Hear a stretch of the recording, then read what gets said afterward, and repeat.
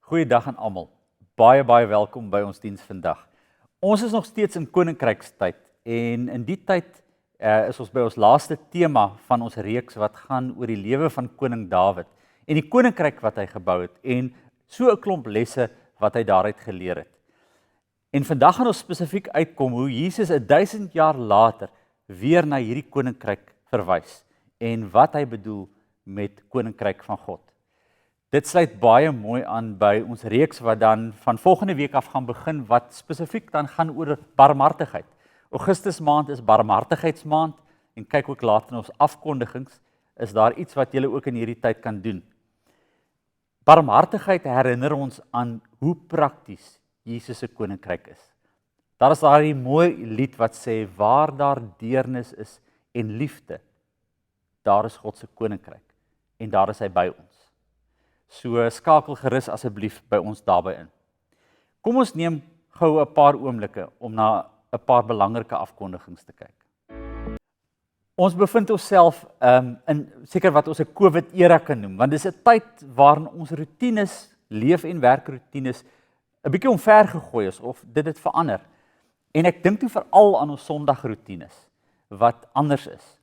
Dit is nog steeds vir ons as predikante baie vreemd om week vir week hierso in 'n kerk te sit wat leeg is en in 'n skerm in te kan praat of 'n lens in te kan praat vir wat ons nie mense kan sien nie. En ek kan vir julle verseker, ek en my kollegas probeer week vir week met mekaar gesels oor wat kan ons doen? Hoe moet 'n kerk in hierdie tyd lyk? En julle moet maar verskoon, ons probeer altyd nuwe goede en sekere van die goede werk nie meer nie, maar ons verander dinge heeltyd om te kan sien hoe kan ons relevant wees? Hoe kan ons in hierdie tyd geestelik groei? En in dit alles is ons Sondag nog vir ons so belangrik. Ons Sondagviering. Vir ons belangrik om hierdie tyd te kan spandeer en te kan weet dat terwyl ek nou so in 'n lens inpraat, daar 'n klomp mense is. So beleef ook vandag in hierdie moment dat terwyl jy kyk, daar 'n klomp ander mense is, verskillende mense wat net soos jy vandag hier saam Jesus se sterwe maar sy opstanding kom vier en wat dit vir ons beteken. Ons wil graag ouers in hierdie tyd aanmoedig om net weer ook met julle kinders in 'n lekker Sondagroetine te kan kom. Ons is baie opgewonde om aan te kondig dat van volgende week ons weer 'n aanlyn familiediens geleentheid gaan hê. Dit gaan 'n korter geleentheid wees. Kry die kinders uit die bed uit. Hulle kan maar met die pyjamas en met 'n koppie koffie of hot chocolate en pap kan hulle daar sit, maar kry hulle by mekaar en kom ons bid saam, kom ons lees saam en wat wonderlik is dat ons kategese ook dan hiermee geïntegreer gaan wees. So kry hulle by mekaar vir so 20-30 minute in 'n Sondagroetine. Dan is daar soveel ander geleenthede waarby jy in hierdie tyd kan inskakel wat aanlyn is. Bybelskoolgeleenthede, gebedsgeleenthede, daar is 'n dagstukkie wat jy kan doen en kan luister. Daar is 'n noodlyn vir mense wat hulp nodig het. Maar iets nuut hierdie week. Ons wil graag mense wat die virus onderlede het en dan by hulle huise alleen voel en dalk wil deel wees van 'n tipe van 'n groep of 'n ondersteuningsgroep, vir julle aanmoedig om vir een van ons leraars, Dominee Renay Potgieter, te kontak. Julle sal haar besonderhede ook so op die skerm sien en dat sy dan dit kan koördineer, dat ons mekaar op hierdie manier ook kan ondersteun. Beleef gou vanoggend net die klomp mense by jou. Beleef hoe almal van ons in hierdie tyd vir mekaar vra, Here, hoe maak ons sin van hierdie tyd in ons lewe? Kom ons bid saam. Here, dankie dat ons vandag hier saam kan wees. Op 'n vreemde manier, maar op 'n werklike manier. Omdat, Here, U Gees ons aan mekaar bind. Omdat ons dink in hierdie tyd aan mense in ons lewens en mense wat U vir ons gegee het. Here, almal van ons staan voor uitdagings op verskillende maniere. Emosioneel, finansieel. Ons voel die politieke druk van dinge wat om ons gebeur. En dit voel of ons wêreld in 'n totale chaos is. Maar aan die ander kant, Here, beleef ons die vrede, Here, van geloof wat ons nuut laat dink, wat ons weer laat dink, laat ons weer laat kyk. En dit bid ons hierdie oggend. Ons bid, Here, dat U vir ons nuut sal laat sien. Ons bid, Here, dat U ons sal sensitief maak vir mense wat U op ons pad bring. Laat ons werk nuut sien. Help ons, Here, om ons lewens te oriënteer en nie net vas te kyk in die sleg van die tyd nie. Help, Here, dat ons dit kan transformeer, want Here, U gee vir ons die middele daarvoor. Help ons op nuwe maniere ook in mense se lewens 'n verskil te kan maak. Ons bid in hierdie tyd vir mense wat in die besonder ook siek is. Al hoe meer mense om ons wat ons bewus die virus kry. Ons dink aan mense wat broos is in hierdie tyd. Ons bid vir ons inwoners van Edelweiss en ander aftreeoorde wat ook daarin in die realiteite daarvan verkeer en ver van geliefdes is. Ons bid vir mense wat swaar kry. Ons bid vir mense wat so 'n klomp spanning in hierdie tyd beleef. En dankie vir hierdie oomblik vanoggend, Here, van asem skep en van hoop en van nuwe lewe. Amen.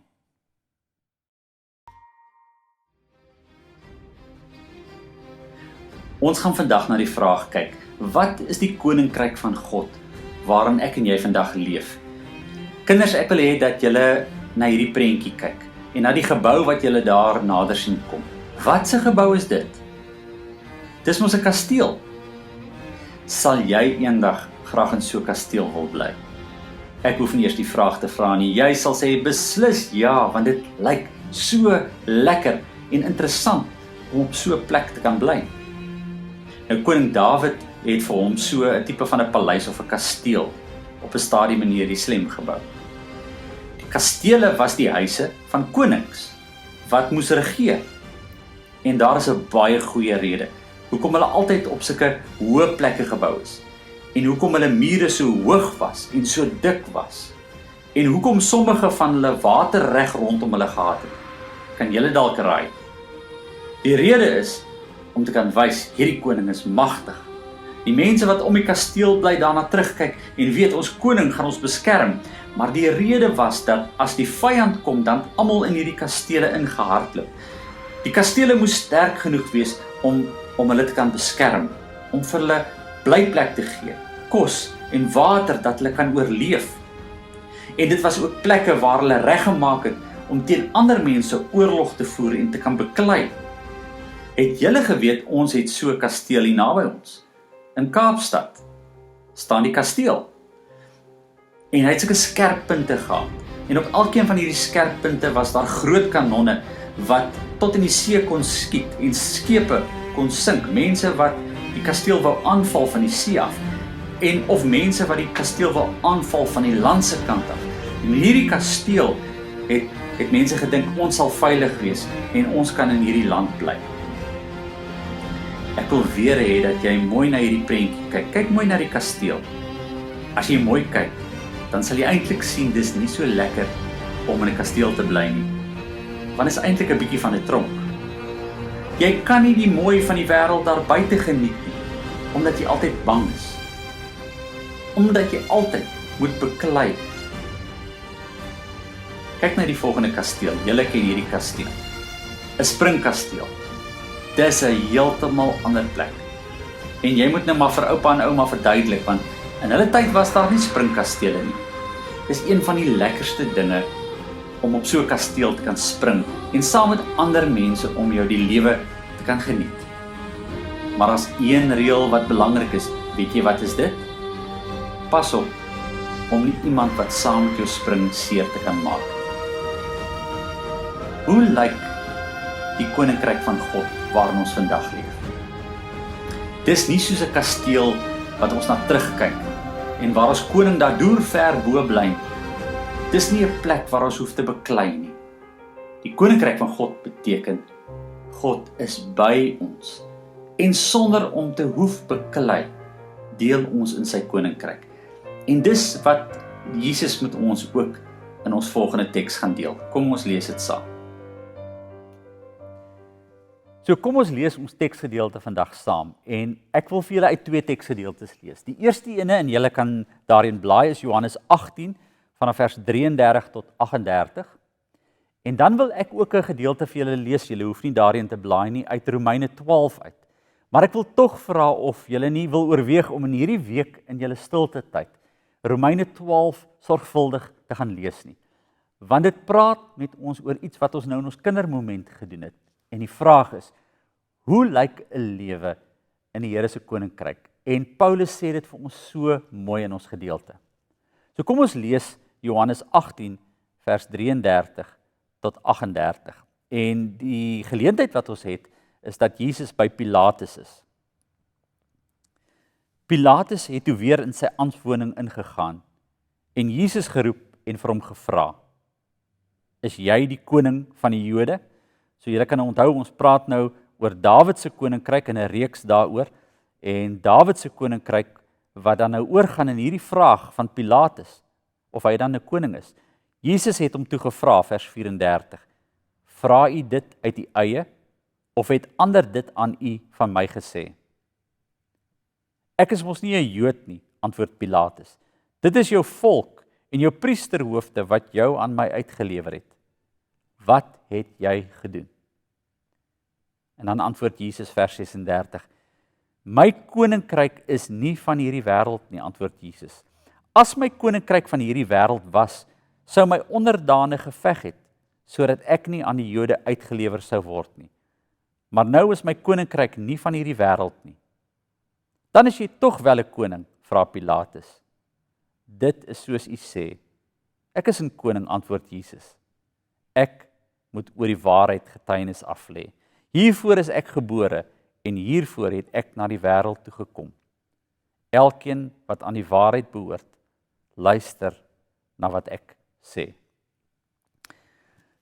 So daar is 1000 jaar wat verloop tussen koning Dawid se koninkryk wat hy gebou het en hierdie woorde wat Jesus gesê het. En in hierdie tyd was daar 'n klomp Joodse gelowiges wat gedroom het oor hierdie koninkryk van Dawid en oor hierdie koning wat gaan kom.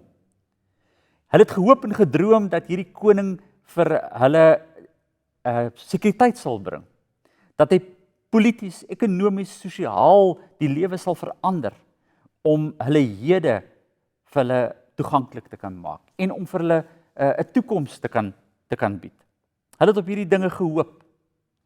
Maar as ons gaan kyk na die geskiedenis en die storie van Dawid se koninkryk, dan sal ons sien dat dit 'n storie is van oorlog.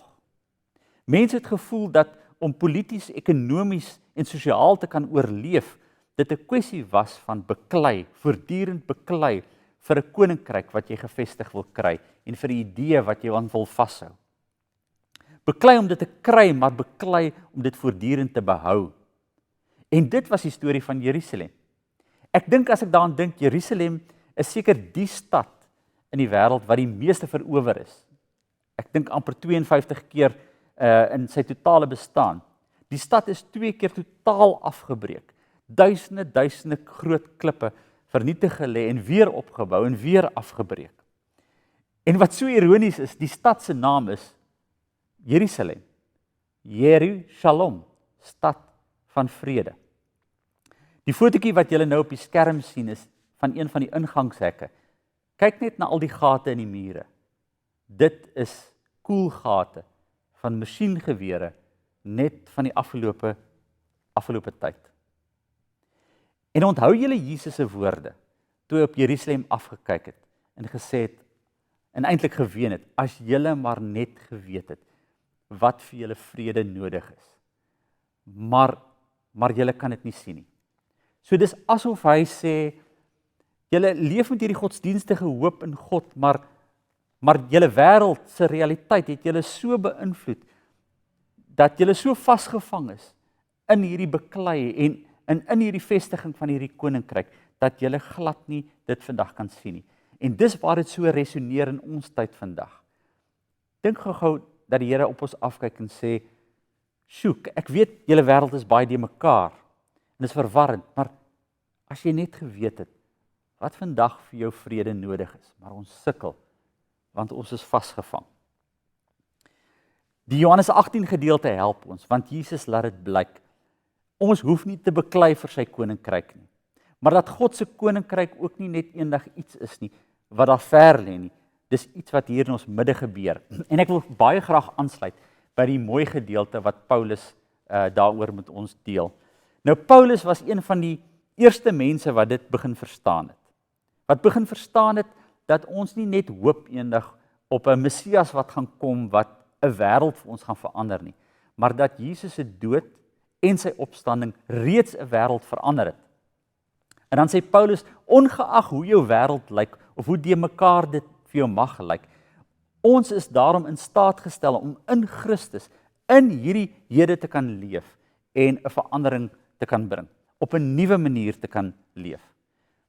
En dan vertel hy vir ons in Romeine, en ek wil graag 'n gedeelte vir julle daai uitlees, dan vertel hy vir ons in Romeine 12, hoe presies so 'n wêreld lyk.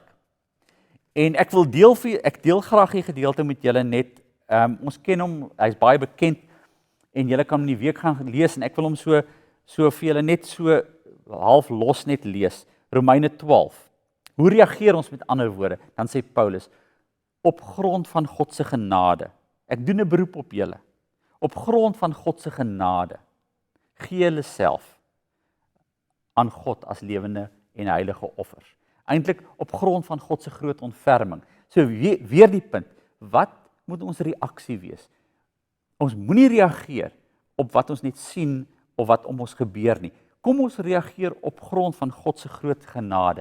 En dan sê die gedeelte, gee julle self as lewendige en heilige offers.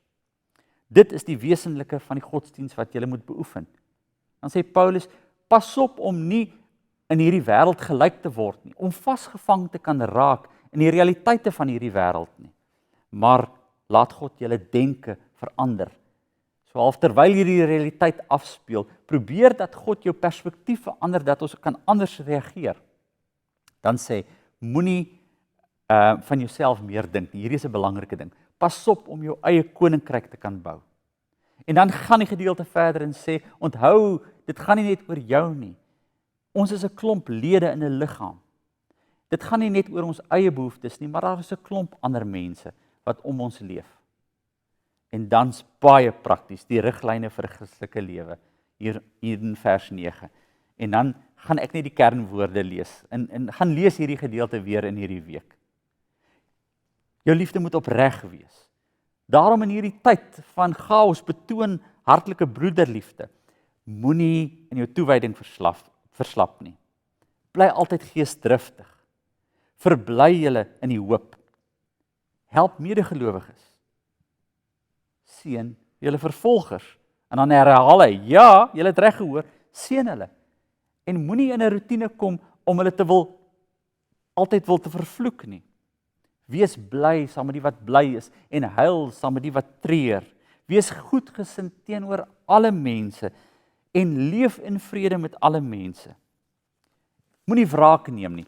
En dan net die gedeeltjie waarmee hy eindig wat besonders is, wat sê, moet jou nie deur die kwaad laat oorwin nie, maar oorwin die kwaad deur die goeie. Jy kan so godsdienstig wees en ingestel op God se koninkryk en net kwaad wees en op totaal die verkeerde manier reageer. En 'n reeks gebeure aan die gang sit wat katastrofies kan wees. En daarin nie God se koninkryk dien nie. Wat ek vandag van Paulus hoor in hierdie gedeelte is dat hy ons waarsku. Terwyl ons gelowig leef in God se koninkryk, sê pas op. Pas op dat jou rou emosie en die ooglopende dinge wat jy om jou sien en die perspektiewe en konklusies wat jy daardeur bereik, pas op dat dit jou nie in jou koninkryk gevangene kan hou nie. Die ironie is dat terwyl ons dink ons bou in die Here se koninkryk, ons eintlik daarin vasgevang sit. Half in 'n tronk sit in ons eie idees rondom dit. Omdat dit gediskonnekteer is van wat in hierdie wêreld om ons gebeur. Dink weer aan die prentjie van die pragtige kasteel. Dit lyk lekker om daar te kan bly. Maar die koninkryk lê nie binne nie. Dit lê daar buite, waar God elke dag saam met ons wandel. Ek het net weer besef hoe moeilik dit is hierdie week. Ek moes iewers 'n versekeringseis hanteer en ek dink partykeer van julle het ook uitdagings in hierdie week gehad. En ek sukkel daarmee en dit voel dat ek my koninkryk verloor, want ek moet beklei vir my goed. En toe besef ek net weer hoe onredelik 'n mens kan raak. En as jy onredelik is dit nag. Want as die emosie eers in jou vlam gevat het, dan is daar geen redelikheid nie. George Bernard Shaw het die volgende gesê, en julle kan dit daar op die skerm ook dan nou volg. Hy het gesê, "The reasonable man adapts himself to the world. The unreasonable one persists in trying to adopt the world to himself. Therefore, all progress depends on the unreasonable man." Dit gaan nie net hier oor rede nie. Ek gebruik die aanhaling want ek dink Paulus sê juis, dit gaan reasonable gaan hier oor gelowiges, oor mense wat in geloof reageer. Mense wat op 'n dieper manier reageer en anders reageer. Hierdie COVID-tyd is so 'n komplekse tyd. Ek het net besef in hierdie week weer, want dit is sosiale, ekonomiese en politieke realiteite wat alles op ons inspeel en op ons geloof inspeel en ons diep ongelukkig en bekommerd en bang maak. En ons op plekke sit waar ons nie die koninkryk van God kan dien nie. So ek hoor Paulus vir ons sê vandag, julle in COVID-19 tyd, hou kop. Moenie kop verloor nie. Nie van jou emosies nie, nie van jou perspektiewe nie. Hou kop. En daarom wil ek afsluit dat ons vandag bid. En ek het gedink, kom ons bid vandag. Eerstens vir ons eie onredelikheid. Kom ons bid dat ons deur omstandighede op plekke gebring is waar ons kwaad is, ontsteld is, dinge sê, dinge dink en konklusies maak wat mense seermaak en wat nie opbou nie, wat afbreek. En dat ons nie daardeur kan sien nie, want ons dink ons bou 'n koninkryk daardeur. Kom ons bid en vra vir die Here se vryheid. Die vryheid om geloof prakties nuut in hierdie COVID-tyd aan 'n hede en 'n toekoms te bou. Kom ons bid saam. O Here, ons bid vir ons eie onredelikheid. Here, ons bid dat ons onsself op plekke bevind waar ons weet woede en frustrasie die norm geraak het. En ons kan dit nie keer nie. En terwyl ons glo, Here, hierdie woede en hierdie kwaad of onsekerheid of ontstelteid ons benewel om nie reg op te tree nie, om nie reg te dink nie. Daarom, Here, op grond van die groot ontferming, skuif in ons lewens in. Maak ons harte sag, om te kan onderskei, om te kan sien, om versigtig te kan wees. Om in moeilike tye, Here, nie net vas te kyk in wat ons polities en ekonomies verloor nie, maar om ons te kan help om in hierdie tye hoop te kan skep, om anders te reageer, om dinge anders te kan doen. Here, gee ons die hoop dat ons in hierdie tyd elkeen op ons eie unieke manier kan help bou aan u koninkryk. Waar daar deernis en liefde is, Here, daar weet ons daar is u en ons harte beleef dit. Here, gee dat ons daarin sal vashou. Gee dat dit hierdie week vir almal van ons wat kyk, ons krag sal wees om nie in hierdie wêreld te kan leef. Amen. Ek wil julle groet met 'n seën. Mag julle regtig beleef dat die genade van ons Here Jesus Christus en die liefde van God en die teenwoordigheid van sy Gees in hierdie wêreld saam met jou is en jou help om 'n nuwe wêreld te kan bou. Amen.